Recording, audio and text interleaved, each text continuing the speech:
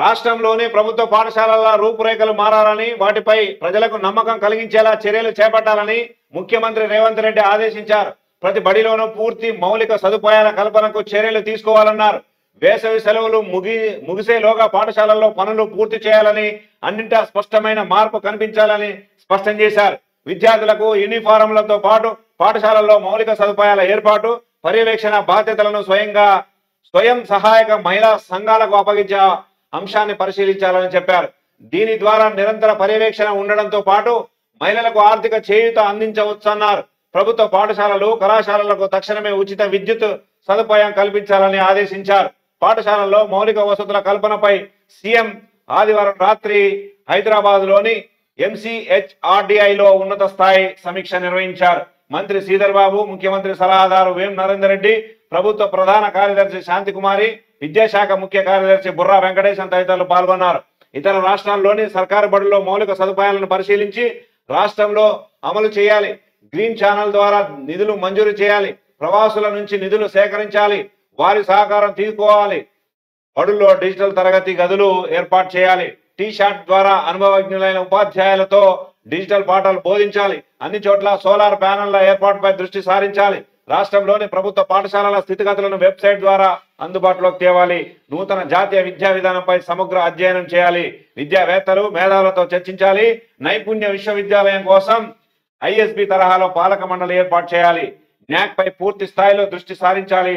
సచివాలయం నుంచి కింది స్థాయి వరకు ఫేషియల్ రికగ్నిషన్ అటెండెన్స్ విధానం తీసుకొచ్చే అంశాన్ని పరిశీలించాలని సీఎం సూచించారు.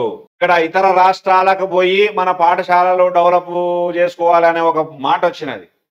ఏపీ తీసుకోండి, ఎక్కడో పోవాల్సిన అవసరం లేదు. మన పక్క రాష్ట్రమే జగన్మోహన్ రెడ్డి చేసినటువంటి నాడు నేడు దాన్ని తీసుకోండి. ఆ శాఖలో ఆకునూరు మురళీ సారు సలహాదారుడిగా కూడా చేసినట్టు మనకు తెలుసు. సో అదే ఆకునూరి మురళీ సారు అక్కడ విద్యారంగాన్ని ఏ రకంగా సలహాలు ఇచ్చి ముందుకు తీసుకొచ్చారో చూసాం మనం. అక్కడ నాడు నేడు అనే ప్రోగ్రాం పెట్టి నాడు ఎట్లా ఉన్నాయి ప్రభుత్వ పాఠశాలలు, నేడు ఎట్లున్నాయి, 5 సంవత్సరాల తర్వాత ఇప్పుడు ప్రూఫ్తో తను వస్తున్నటువంటి పరిస్థితిని మనం గమనిస్తున్నాం. అదే రీతిలో ఇవాళ నిన్న ఉపాధ్యాయ సంఘాలతో మీటింగ్ పెట్టింది కదా, అదే ఉపాధ్యాయుల దగ్గర ప్రతి ఒక్కరి దగ్గర సెల్ ఫోన్ ఉంటుంది. వీలైతే ఒక ఫోటోగ్రాఫర్ని పిలిపించి ఇయ్యాల నుంచే ఒక ఫోటో కొట్టియండి. నాడు ఎట్లా ఉన్నది, 5 ఏళ్ల పరిపాలన తర్వాత మళ్ళీ రేవంత్ రెడ్డి గారి పరిపాలనలో ప్రభుత్వ పాఠశాలల తీరు తెన్నులు మౌలిక వసతులతో ఏ రకంగా ఉన్నాయో ప్రూఫ్తో 5 ఏళ్ల తర్వాత వస్తే మళ్ళీ 5 ఏళ్ళు మళ్ళీ మీకే ప్రజలు పట్టం కట్టే అవకాశాలు ఉంటాయి. ఇవాళ ఒక్కటే విషయం గుర్తుపెట్టుకోవాల్సినటువంటి అంశం ఉన్నది. ప్రభుత్వ పాఠశాలలకు వస్తే బయోమెట్రిక్ విధానం అనంటే భయం ఉపాధ్యాయులకు. ఆధార్ పట్టికలో బయోమెట్రిక్, సీసీ కెమెరాలంటే భయం. ఎందుకు భయం అవుతుందో నాకు అర్థం కావట్లేదు. సీసీ కెమెరాలంటే ఎందుకు భయము, బయోమెట్రిక్ విధానం అంటే ఎందుకు భయము, ఇవన్నీ కూడా సీఎం రేవంత్ రెడ్డి గారు కూడా ఒక్కసారి ఆలోచన చేయాల్సినటువంటి అవసరం ఉన్నది.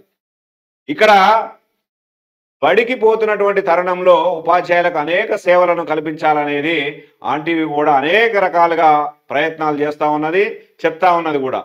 మేమైతే ఒకటే మాట్లాడుతున్నాం, ప్రతి మండలంలో ఉపాధ్యాయులకు హెడ్ క్వార్టర్స్ను కట్టించండి. కేవలం 6,000 కోట్ల బడ్జెట్తో ప్రతి మండలంలో ఒక 200 నుంచి 300 వరకు ఇళ్లను వాళ్ళకు ఉండే విధంగా ఒక ఉపాధ్యాయులకు ఒక టీచర్స్ కాలనీ కట్టించండి.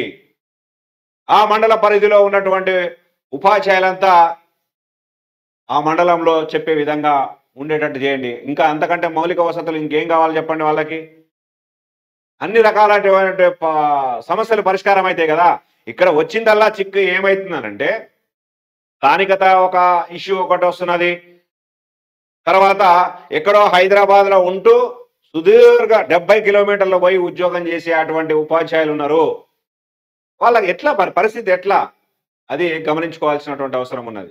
అందుకే నేనేమంటానంటే మండల పరిధిలో ఉపాధ్యాయులకు టీచర్స్ కాలనీ కట్టించే విధంగా ముందుకు సాగండి. ఇది దయచేసి ఇది ఒక్కసారి అబ్జర్వేషన్ చేయండి. దీని మీద మేధో మదనం చేయండి, మేధావులతో చర్చలు చేయండి, విద్యారంగ నిపుణులతో చర్చలు చేయండి. ప్రతి మండలంలో ఆ రకంగా వ్యవహరిస్తే కానీ విద్యారంగం ముందుకు పోదనేది ఇక్కడ మనకు అర్థమవుతున్నటువంటి విషయం. డిజిటల్ రంగాన్ని డెవలప్ చేస్తా అంటున్నారు. డిజిటల్ క్లాస్ రూమ్ని స్పెషల్గా చేస్తా అంటున్నారు. డిజిటల్ తరగతులకి ఇట్లాంటి ఇంటరాక్టివ్ ప్యానల్స్ తీసుకొచ్చి ఎప్పటికప్పుడు ఆధునికంలో ఉన్నాం మనము. ఎప్పటికప్పుడు డిజిటల్ బోధన తరగతులు ఎప్పటికప్పుడు మనం చెప్పుకోవాల్సినటువంటి అవసరం ఉంటుంది. ఇట్లాంటి డిజిటల్ బోధన తరగతులు చెప్పినప్పుడు ఏమవుతుంది అనంటే, ఒక రోజు ఒక టీచర్ రాకపోయినా కూడా ఆ సైన్స్ ఆ క్లాస్ ఆ టైంకి డిజిటల్ రంగంలో అది ఆన్ చేస్తే ఆన్ అయిపోతుంది. ఆ క్లాస్ వినే అటువంటి పరిస్థితి ఉంటుంది. అంటే ఏదేని సందర్భంలో మళ్ళీ ఇదే ఒక చూసుకొని రాకపోయే సందర్భాలు కూడా రావచ్చు. అది వేరు విషయం అనుకో. సో నేను ఏమంటానంటే, ప్రభుత్వ పాఠశాలలకి అన్ని వసతులు ఉండాలి. ప్రధానంగా కంపౌండ్ వాల్స్ ఉండాలి. నేనైతే ఏమంటానంటే, ఫస్ట్ కంపౌండ్ వాల్ 10 ఫీట్ల ఎత్తున కట్టండి. మౌలిక వసతులు అంటున్నారు కదా, లోపల అజ్ఞాత వ్యక్తులు దూకుతున్నారు. సాయంత్రం పూట బర్లు గొర్రెలు పోతున్నాయి. ఇక డే టైంలో ఏవో పోతారు. ఇక రకరకాలుగా ఉంటాయి. ఆదివారం పూట వస్తే అదొక రచ్చబండలాగా తయారవుతుంది. ఇష్టారీతిలో నడుస్తున్నది. ఫ్యాన్లు ఎరగొడతారు, తలుపులు వలగొడతారు, రకరకాలుగా ఉంటుంది. ప్రభుత్వ బడి అంటే అందరికి చులకనే కదా. ఇది అంతా మన ఊరవతలు ఉన్న వాళ్ళు చదువుకుంటారా అనే ఒక కోణంలోకి వచ్చింది. ప్రభుత్వ పాఠశాలల మీద మీరు ఇక్కడ ఒక పాయింట్ అన్నారు. ఫస్ట్ పాయింట్, రాష్ట్రంలోని ప్రభుత్వ పాఠశాలల రూపురేఖలు మారాలని, వాటిపై ప్రజలకు నమ్మకం కలిగించేలా చర్యలు చేపట్టాలని ముఖ్యమంత్రి రేవంత్ రెడ్డి ఆదేశించారు. ఈ పాయింట్కి ఎట్లా నమ్మకం కలిగిస్తారు సార్ మీరు చెప్పండి? ఏ రకమైనటువంటి నమ్మకాన్ని కలిగిస్తారు? కంపౌండ్ వాల్ ఉందా? లేదు. కిటికీలు చక్కగా ఉంటాయా? ఉండవు. ఫ్యాన్లు ఉంటాయా? ఉండవు. ఇప్పుడు అంటే వచ్చింది.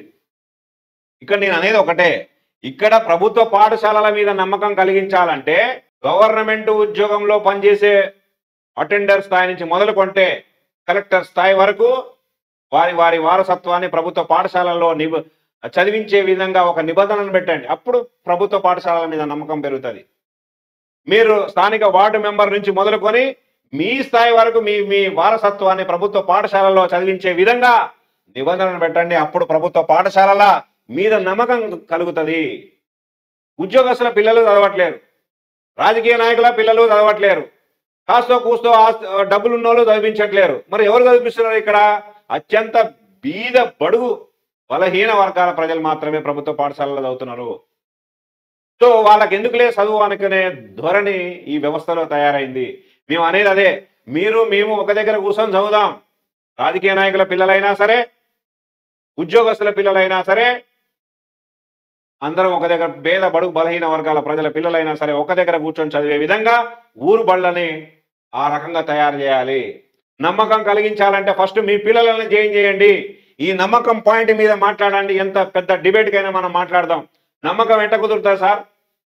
నమ్మకం ఎట్లా ఉంటుంది? మీ పిల్లలేమో ప్రైవేటు అండ్ కార్పొరేట్ పాఠశాలకు వెళ్తారు. ఇదే టీచర్ పిల్లలు ఎక్కడ చదువుతున్నారు సార్? మీరు నమ్మకం కలిగించాలంటున్నారు, ఏమనంటే స్వేచ్ఛ కావాలంటారు. స్వేచ్ఛ ఎట్లా సార్? తీసుకునేది ప్రభుత్వం సొమ్ము, జీతము.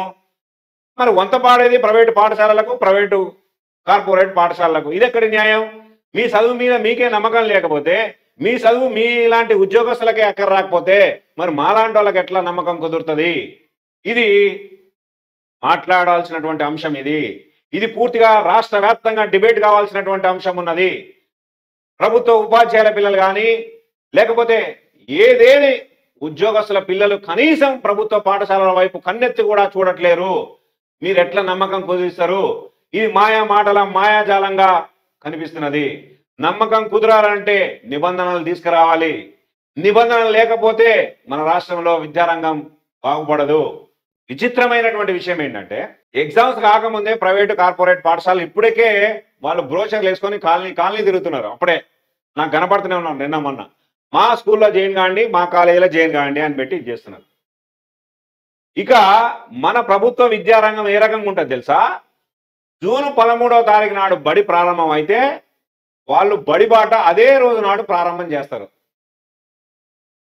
మొత్తం ఊడ్చుకుపోయినాక ప్రైవేట్ స్కూల్ వాళ్ళంతా ఊరిని ఆ పిల్లలంతా ఊడ్చుకుపోయినాక, కార్పొరేట్ వాళ్ళు పాఠశాలలో అంతా ఊడ్చుకుపోయినాక, బడులు ప్రారంభమైనాక బడి బాట పెట్టే కార్యక్రమం ప్రభుత్వం చేస్తా ఉన్నది. గత 10 ఏళ్లలో అదే జరిగింది. గత 10 ఏళ్లలో కేసీఆర్ ప్రభుత్వంలో అదే జరిగింది. బడి బాట ఏ రోజు జరిగిందనంటే జూన్ 13 తారీఖు నుంచే మొదలైంది. అంతకంటే ముందు మొదలైనట్టు 10 ఏళ్లలో కనపడలే. ఎందుకంటే తప్పించుకునే వ్యాపారం అంతా జరుగుతున్నది అక్కడ. తప్పించుకునే వ్యవహారం అంతా ఇదే. ప్రభుత్వ బళ్ళన్నీ పూర్తిగా సర్వనాశనం అయిపోయినాయి. ఊరు బళ్ళన్నీ నాశనం అయిపోయినాయి. ఊరు బళ్ళల్లో చదివించేటోడు కరువైపోతున్నటువంటి పరిస్థితుల తరుణంలో మీరు ఒక ధీమాతో వచ్చిరు.